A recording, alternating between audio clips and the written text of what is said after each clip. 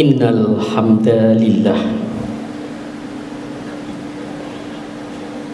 nahmaduhu wa nasta'inuhu wa nastaghfiruh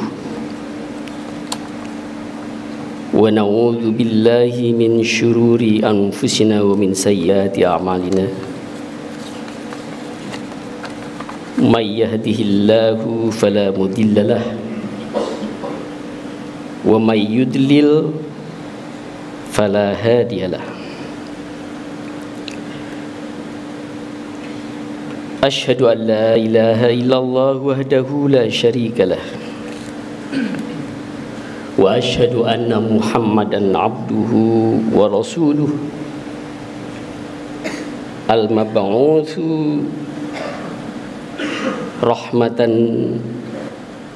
lil alamin. Salawatullahi wa salamuhu alaihi wa ala alihi wa ashabihi ajma'in. Amma ba'du, faya ayyuhal mu'minun ittaqullaha haqqa tuqatih wa la tamutunna illa wa antum muslimun. Hadirin sidang Jumat rahimakumullah. Pertama, mari kita senantiasa mengucapkan syukur kepada Allah Subhanahu wa taala atas segala karunia, nikmat, rahmat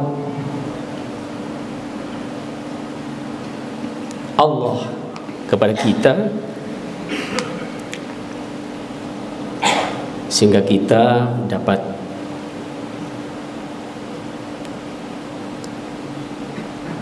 sehat dan hadir di sholat berjemaah di masjid kita. Salawat dan salam mudah-mudahan terlimpah kepada Nabi besar Muhammad SAW, yang dengan perantaraan beliau dan ulama kita dapat beriman, berislam. Mudah-mudahan iman dan Islam ini dapat kita bawa sampai akhir hayat kita. Hadirin sidang Jumat yang berbahagia, Allah menyatakan di dalam Al-Quran, wa ma arsalnaka illa rahmatan lil alamin. Dan tidak kami utus Muhammad melainkan menjadi rahmat bagi sekalian alam. Jadi misi beliau itu adalah kepada seluruh umat manusia secara global di dunia ini.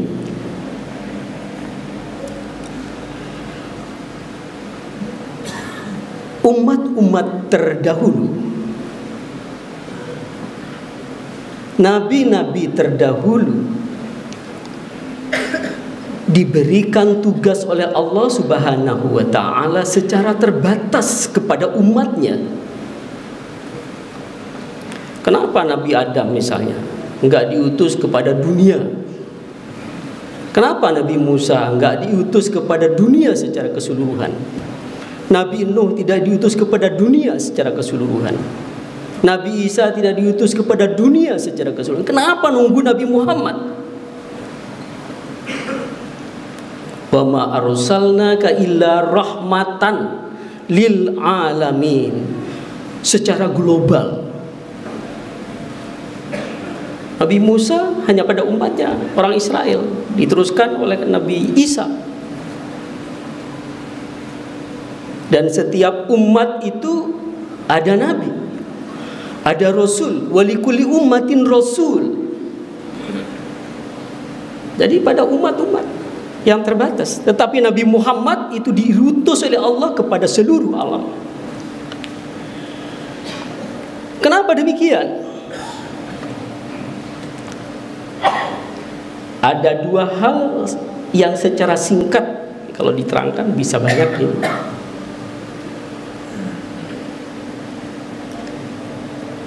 Dan sejarahnya ini juga panjang sekali.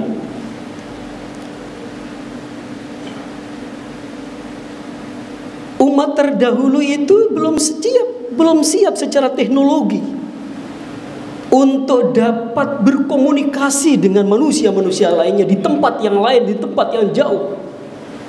Maka setiap rasul hanya berfokus kepada kaumnya. Setiap rasul, Nabi Nuh, wa ma arsalnaka, ada disebutkan wa arsalnaka wa ma inna arsalna Nuhan ila qaumih. Ini misalnya satu contoh. Sesungguhnya kami utus Nuh itu kepada kaumnya. Jadi Nuh juga walaupun sudah ada teknologi, ada kapal pada waktu itu yang dapat menyeberangkan, berkomunikasi manusia dari satu tempat ke tempat yang lain, tapi itu akhir dari misi Nuh di tempat itu yang kemudian dihempas oleh gelombang banjir. Nah, hadirin yang berbahagia, ini sebab-musababnya kenapa Mekah itu dan Nabi Muhammad kemudian menjadi Rasul bagi sekalian alam. Pada waktu itu di Mekah itu merupakan pusat transit internasional. Nah, ini kalau kita singkat seperti itu. Karena di barat itu ada peperangan antara Persia dan Romawi yang menyebabkan perdagangan ekonomi di sana itu menjadi terhambat. Jadi kalau ada perang di sini orang pasti lari, nggak terganggu ekonomi. Nah, inilah sebabnya di antaranya antara Romawi dan Persia, dan kalau kita lihat ini merupakan peperangan yang paling panjang, itu sebanyak 721 tahun. Kadang menang Romawi, kadang menang Persia, sehingga jalan perdagangan untuk ke barat itu susah. Karena itu orang mengambil Mekah sebagai pusat transit internasional. Dari Persia itu masuk ke Irak dan kemudian menuju Mekah. Dari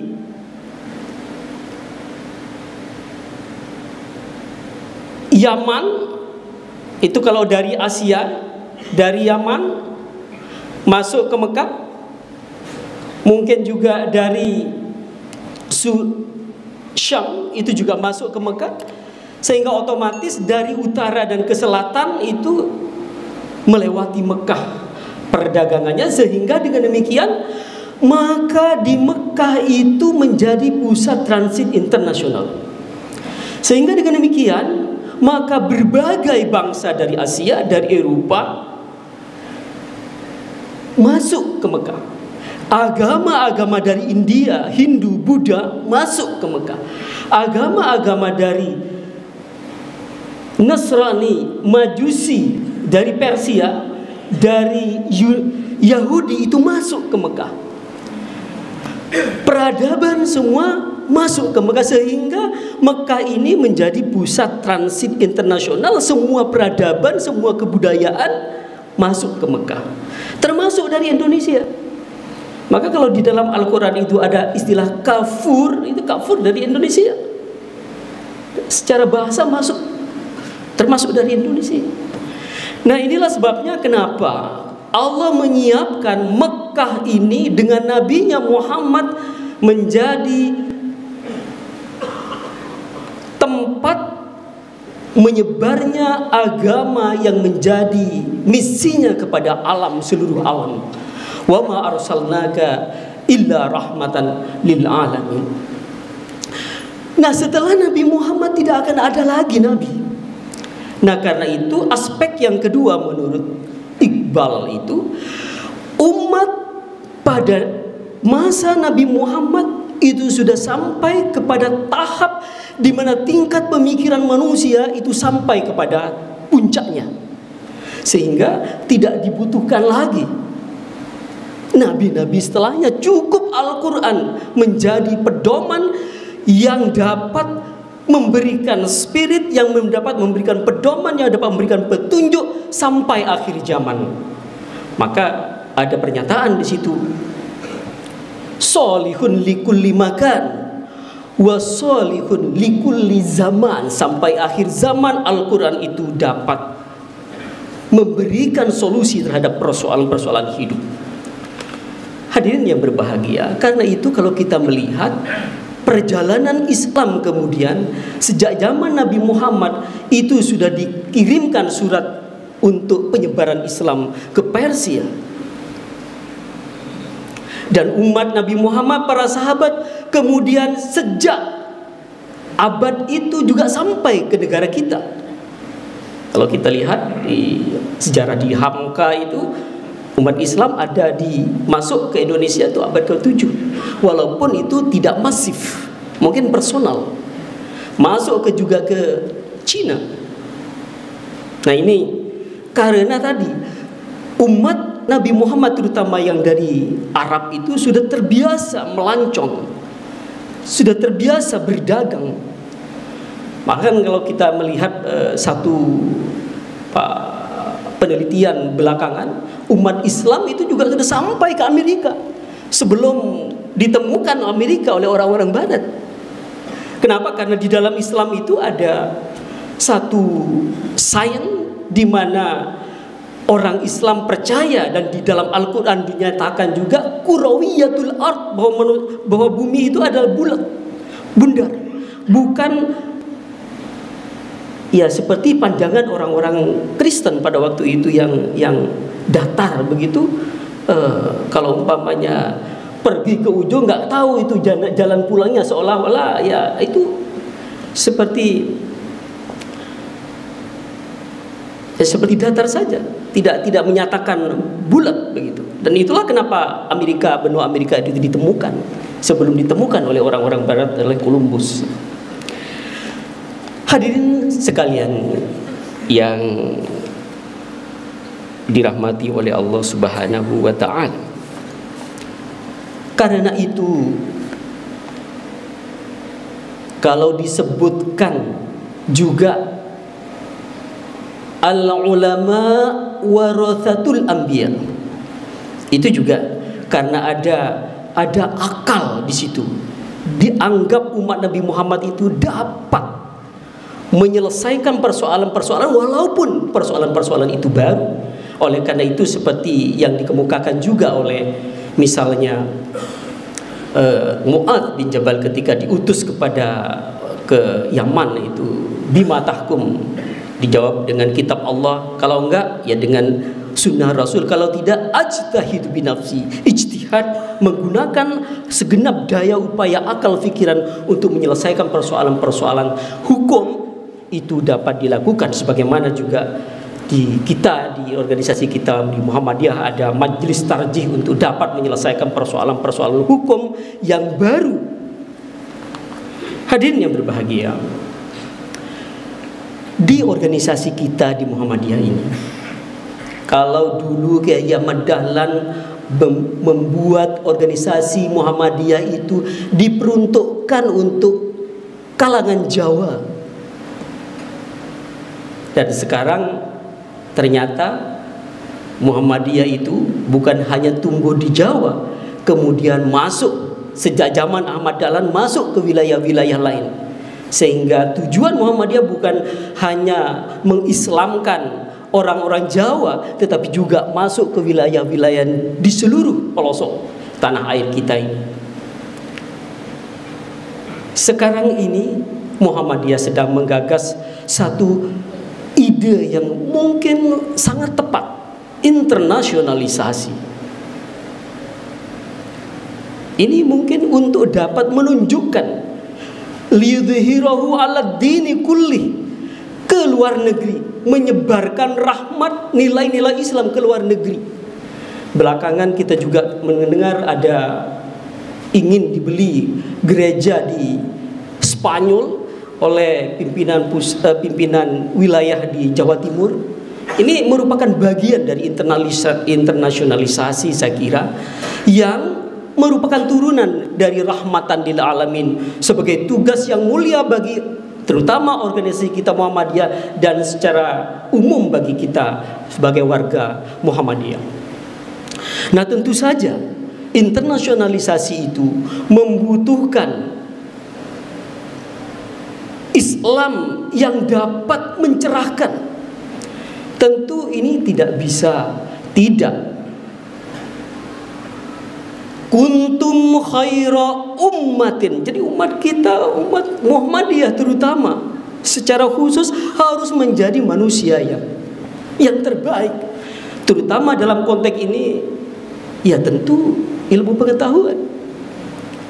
Jadi kalau kita mau bersaing di luar negeri, mau mendirikan universitas di luar negeri, ya tentu dalam konteks sains, dalam konteks agama yang menjadi penopang dari sains itu ya harus kuat. Jangan sampai kita pergi ke sana tapi sains kita menjadi sangat tidak berfastabiqul khairat dengan kemajuan. Hadirin yang berbahagia,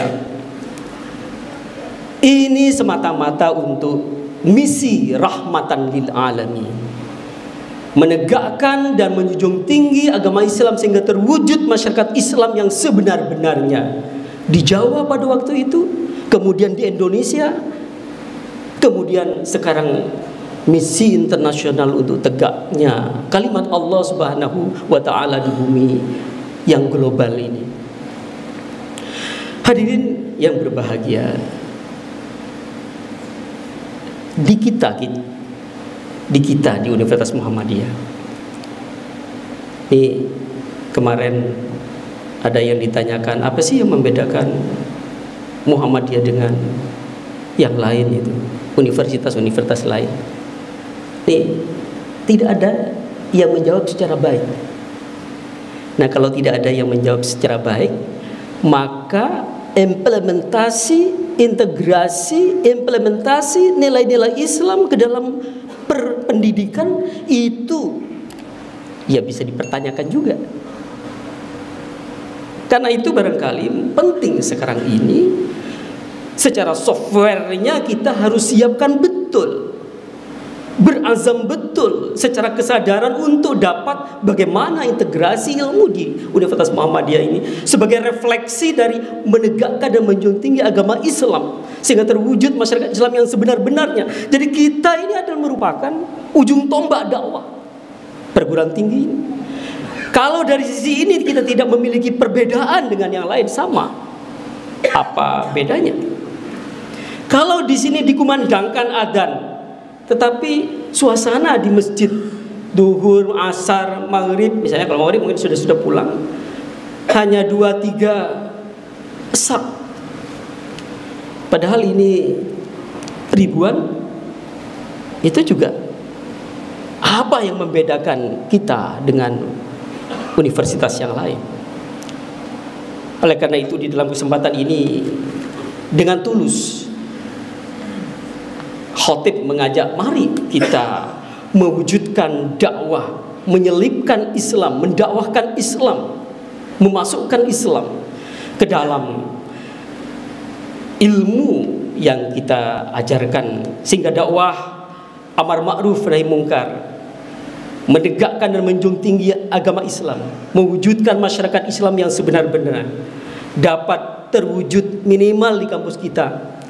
Dan syukur-syukur Muhammadiyah bersama kita semuanya mewujudkannya. Alhamdulillah kalau umpamanya ini juga terwujud internasionalisasi Islam yang mengangkat Islam berbeda dengan yang lain, rahmatan lil alamin, yang mencerahkan peradaban di dunia ini. Aku qauli hadza wa astaghfirullah li wa lakum wa lisa'il muslimin muslimat fastaghfiruhu innahu huwal ghafurur rahim.